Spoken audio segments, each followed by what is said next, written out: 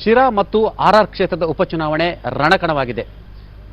RR ನಗರದ ಉಪಚುನಾವಣೆ ಅಂತೂ ಕುರುಕ್ಷೇತ್ರದಂತಾಗಿದೆ. ಶಿರಾದಲ್ಲಿ ಸಮರವೇ ಆಗಿದೆ. ಈ ಎಲ್ಲದರ ನಡುವೆ ಮತ್ತೆ ಮುಖ್ಯಮಂತ್ರಿ ವಿಚಾರ, ಸರ್ಕಾರದ ವಿಚಾರ, ಒಟ್ಟಾರೆ ರಣಕಣ, ಕಾಂಗ್ರೆಸ್ನಲ್ಲಿ ಏನೆಲ್ಲ ನಡೀತಿದೆ, ಸಿಬಿಐ ರೇಡ್, ಈ ಎಲ್ಲದರ ಬಗ್ಗೆ ಮಾತನಾಡಲು ಇವತ್ತು ನಮ್ಮ ಜೊತೆ ಸಿದ್ದರಾಮಯ್ಯನವರು ಇದ್ದಾರೆ. ಸಿದ್ದರಾಮಯ್ಯನವರೇ, ಕಾರ್ಯಕ್ರಮಕ್ಕೆ ಸ್ವಾಗತ. ನಮಸ್ಕಾರ. ಆರ್ಆರ್ ನಗರ ಚುನಾವಣೆ ನೀವೇ ಸಾಕಿದ ಗಿಣಿ. ಕಾಂಗ್ರೆಸ್ ಸಾಕಿದ ಗಿಣಿ ನಾನಲ್ಲ. ಕಾಂಗ್ರೆಸ್ ನಾನು ಬರೋಕ್ಕೂ ಮುಂಚಿತವಾಗೇ ಕಾರ್ಪೊರೇಟರ್ ಆಗಿದ್ದವನು. ನಾನು ಬರೋದಕ್ಕಿಂತ ಕಾಂಗ್ರೆಸ್ ಸೇರೋದಕ್ಕಿಂತ ಮುಂಚಿತವಾಗೇನೆ ಈ ವಾಸ್ ಇನ್ ಕಾಂಗ್ರೆಸ್ ಅಂಡ್ ಈ ವಾಸ್ ಕಾರ್ಪೊರೇಟರ್. ಇದು ನಾನೇ ಸಾಕಿದ ಗಿಣಿ ಅಲ್ಲ, ಕಾಂಗ್ರೆಸ್ ಸಾಕಿದ ಗಿಣಿ. ಕೊನೆಗೆ ನಿಮಗೆ ಒಬ್ಬ ವಿಪಕ್ಷ ನಾಯಕರವರು ಪ್ರಚಾರ ಮಾಡ್ತಾ ಇದ್ರೆ ಅವರ ಹುಡುಗರು ನಿಮ್ಮ ವಿರುದ್ಧವೇ ಗಲಾಟೆ ಮಾಡಿಸ್ತಾರೆ ಅಂತ ಹೇಳಿದ್ರೆ ಏನರ್ಥ? ಇದಕ್ಕೆ ನಾನು ವಿಶೇಷ ಅರ್ಥ ಕಲ್ಪಿಸಕ್ಕೆ ಹೋಗೋದಿಲ್ಲ.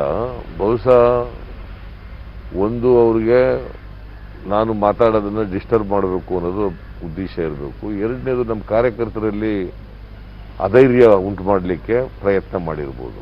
ಬಟ್ ನಮ್ಮ ಕಾರ್ಯಕರ್ತರು ಭಾಳ ಧೈರ್ಯವಾಗಿದ್ದಾರೆ. ಚುನಾವಣೆನ ಭಾಳ ಸೀರಿಯಸ್ ಆಗಿ ಎದುರಿಸ್ತಾ ಇದ್ದಾರೆ.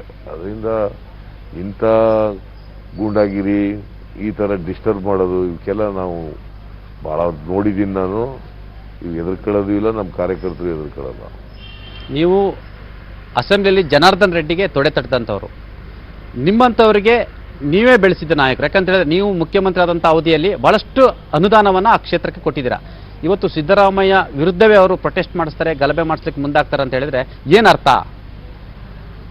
ಬಹುಶಃ ನಾನೇ ಅಲ್ಲಿಗೆ 2,000 ಕೋಟಿ ರೂಪಾಯಿನಷ್ಟು ಅನುದಾನ ಕೊಟ್ಟಿದ್ದೆ.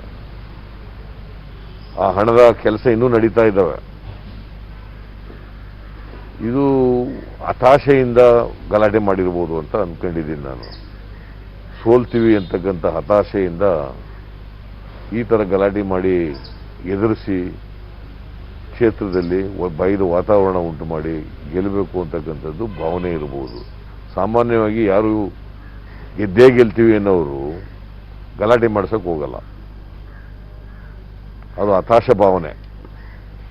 ಸಿದ್ದರಾಮಯ್ಯನವರಿಗೆ ಶಿರಾ ಮುಖ್ಯನ, ಆರ್ಆರ್ ನಗರ ಮುಖ್ಯನ? ಎರಡೂ ಮುಖ್ಯ.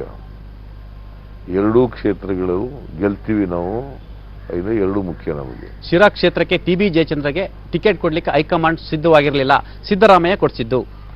It is not correct. ಇಡೀ ಜಿಲ್ಲೆಯ ಜನ ಜಯಚಂದ್ರ ಅವರ ಹೆಸರು ಬಿಟ್ಟು ಬೇರೆ ಯಾರ ಹೆಸರನ್ನು ಹೇಳಲಿಲ್ಲ. ಯಾಕೆ ನಾನು ಕೊಡಿಸಿದ್ದಲ್ಲ, ಅದು ಜಿಲ್ಲಾ ಲೀಡರ್ಗಳ ಅಭಿಪ್ರಾಯದಿಂದ ಆಧಾರದ ಮೇಲೆ ಕೊಡಿಸಿರೋದು. ಯಾಕೆ ಸುರ್ಜೇವಾಲ್ರವರು ಜಯಚಂದ್ರ ಬಿಟ್ಟು ಬೇರೆ ಅಭ್ಯರ್ಥಿ ಇರಲಿಲ್ಲ ಅನ್ನೋ ಒಂದು ಪ್ರಶ್ನೆ ಯಾಕೆ ಬಂತು ಅಲ್ಲಿ? ಆ ಪ್ರಶ್ನೆ ಬಂದಿಲ್ಲ. ನಾವೇನು ಕಳಿಸಿದ್ರು ಆ ಹೆಸರನ್ನೇ ಅಪ್ರೂವ್ ಮಾಡಿ ಕಳಿಸಿದ್ರು ಅವರು. ಅವರೇನು ಜಯಚಂದ್ರನೇ ಯಾಕೆ ಬೇರೆ ಅಭ್ಯರ್ಥಿ ಇಲ್ವಾ ಅಂತ ಆ ಥರ ಏನು ಕೇಳಲೇ ಇಲ್ಲ ಅವ್ರು ನಮ್ಗೆ. ಶಿರಾ ಚುನಾವಣೆ ಸಿದ್ದರಾಮಯ್ಯನವರ ಚುನಾವಣೆ. ಅದು ಶಿರಾ ಕ್ಷೇತ್ರಕ್ಕೆ ಹೆಚ್ಚು ವಿಶೇಷವನ್ನ ನೀವು ವಹಿಸಿದ್ದೀರಾ. ಅಲ್ಲಿ ಸೋಲು ಮತ್ತು ಗೆಲುವು ಅದು ಸಿದ್ದರಾಮಯ್ಯನವರ ಹೆಗಲ ಮೇಲೆ ಇರುತ್ತೆ. ಹಾಗೇನಿಲ್ಲ, ಇದು ಪಕ್ಷದ ಚುನಾವಣೆ, ಒಬ್ಬ ವ್ಯಕ್ತಿ ಚುನಾವಣೆ ಅಲ್ಲ. ನಾನು ಲೀಡರ್ ಆಫ್ ದಿ ಅಪೋಸಿಷನ್ ಆಗಿರ್ಬೋದು, ಡಿ.ಕೆ. ಶಿವಕುಮಾರ್ KPCC ಪ್ರೆಸಿಡೆಂಟ್ ಆಗಿರ್ಬೋದು, ಯಾರಾದರೂ ಒಬ್ಬರು ಪ್ರತಿಷ್ಠೆ ಅಲ್ಲ ಇದು ಚುನಾವಣೆ. ಅಥವಾ ಸಿದ್ದರಾಮಯ್ಯನ ಚುನಾವಣೆ, ಡಿ.ಕೆ. ಶಿವಕುಮಾರ್ ಚುನಾವಣೆ ಅಂತ ಹೇಳಲಿಕ್ಕೆ ಬರಲ್ಲ. ಇದು ಪಕ್ಷದ ಚುನಾವಣೆ. ಎಲ್ಲರೂ ಕೂಡ ಕಲೆಕ್ಟಿವ್ ಆಗಿ ಚುನಾವಣೆಯಲ್ಲಿ ಕೆಲಸ ಮಾಡಬೇಕಾಗ್ತದೆ, ಕಲೆಕ್ಟಿವ್ ಆಗಿ ಗೆಲ್ಲಿಸಲಿಕ್ಕೆ ಪ್ರಯತ್ನ ಮಾಡಬೇಕು. ಅದರಿಂದ ಯಾರೋ ಒಬ್ಬ ವ್ಯಕ್ತಿ ಅಂತ ಹೇಳಕ್ ಬರಲ್ಲ. ಬಟ್ ಪಕ್ಷದಲ್ಲಿ ಈ ರೀತಿ ವಿಶ್ಲೇಷಣೆ ಆಗ್ತಿದೆ. ಶಿರಾ ಕ್ಷೇತ್ರ ಸಿದ್ದರಾಮಯ್ಯನವರ ಆಸಕ್ತಿ ವಹಿಸಿದರೆ ಅಲ್ಲಿ ಸೋಲು ಗೆಲುವು ಕೂಡ ಸಿದ್ದರಾಮಯ್ಯನವರ ಹೆಗಲ ಮೇಲೆ ಇರುತ್ತೆ ಅಂತ ಹೇಳ್ತಾರೆ. ಇಲ್ಲ, ಹಾಗೇನಿಲ್ಲ. ನಾನು ಎರಡೂ ಕ್ಷೇತ್ರಗಳಲ್ಲಿ ಆಸಕ್ತಿ ವಹಿಸಿದ್ದೀನಿ. ಶಿರಾದಲ್ಲೂ ಆಸಕ್ತಿ ವಹಿಸಿದ್ದೀನಿ, ಆರ್ಆರ್ ನಗರದಲ್ಲೂ ಕೂಡ ಆಸಕ್ತಿ ವಹಿಸಿದ್ದೀನಿ. ಇಲ್ಲೇ ಹೋಗಿದ್ರೆ ಅವ್ರು ನನ್ನ ಸಭೆಯಲ್ಲಿ ಯಾಕೆ ಬಂದು ಗಲಾಟೆ ಮಾಡಕ್ಕೆ ಬರ್ತಿದ್ರು? ಅವರು ನಾನು ಹೋಗಿರೋದೇ ಅವ್ರಿಗೆ ಭಯ ಆಗಿದೆ. ಆರ್ಆರ್ ನಗರ ಕ್ಷೇತ್ರ ಡಿ.ಕೆ. ಬ್ರದರ್ಸ್ ರವರ ಸವಾಲಾಗಿದೆ. ಹಾಗಾಗಿ ಅವರು ಅದನ್ನ ಪ್ರತಿಷ್ಠೆಗೆ ತಗೊಂಡಿದ್ದಾರೆ. ಇಲ್ಲ, ಅಲ್ಲಿ ಒಂದು ಡಿ.ಕೆ. ಸುರೇಶ್ ಅವರು ಪಾರ್ಲಿಮೆಂಟ್ ಕಾನ್ಸ್ಟಿಟ್ಯೂನ್ಸಿ ಒಳಗಡೆ ಬರತಕ್ಕಂಥ ಕ್ಷೇತ್ರ.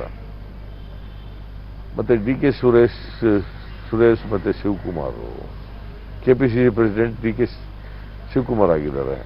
ಅಲ್ಲಿ ಪಾರ್ಲಿಮೆಂಟ್ ಮೆಂಬರು ಡಿ.ಕೆ. ಸುರೇಶ್ ಆಗಿದ್ದಾರೆ.